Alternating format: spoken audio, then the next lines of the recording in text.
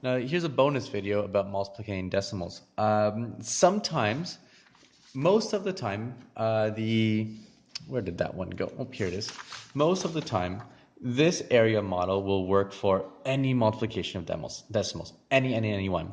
But sometimes you'll have a special decimal. You'll have something like, I have 1.5 groups of, let's say, 3.6. Okay? Now, because it's a 1.5 and halves are really nice numbers. So what we can do with this one is we can do a little bit different of a model. This model is I can do 3.6, okay? So let's say here is 1 whole, 2 whole, 3 wholes, and then I have 1, 2, 3, 4, 5, 6. Okay, so I have 3 wholes and 6 tenths.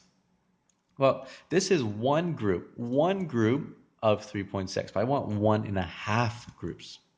So what I can actually do is I can actually look at this 3 and I can kind of split it in half.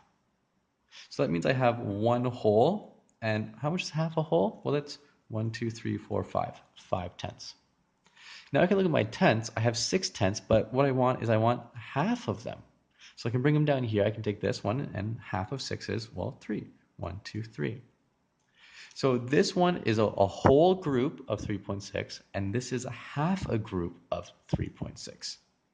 Well, if I add them all up together, okay, over here I have 3.6. Then over here, I have a total of 1 whole plus 1, 2, 3, 4, 5, 6, 7, 8. So that's 1.8. I add all those up together. 6 tenths plus 8 tenths, that's a total of 14 tenths. But because it's place value, my 4 tenths plus the 10 tenths is actually 1 whole. So that carries over to the ones place value. I have that carried over 1 whole plus 3 wholes plus 1 whole. And that's going to equal a total of 4 wholes and, my mistake, 5 wholes and 4 tenths. And if we look at our model over here, does that make sense? Well, let's look at a total. I have 1, 2, 3, 4 wholes. I have 1, 2, 3, 4, 5, 6, 7, 8 tenths plus 1, 2. So I know that 10 tenths is 1 whole. So I have 1, 2, 3, 4, 5 wholes with 1, 2, 3, 4. 4 tenths. 5 wholes, 4 tenths. 5 wholes, 4 tenths. 5.4. So I can confidently say that the product of 1.5 groups, 1.5 groups of 3.6 is 5 wholes and 4 tenths, or 5.4.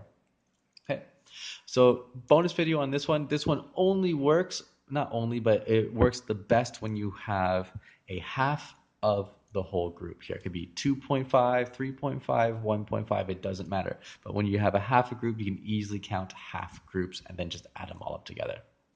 All right, I hope this was an extra helpful video for you. If you have any questions, let me know. I'll get back to you as soon as I can. Bye now.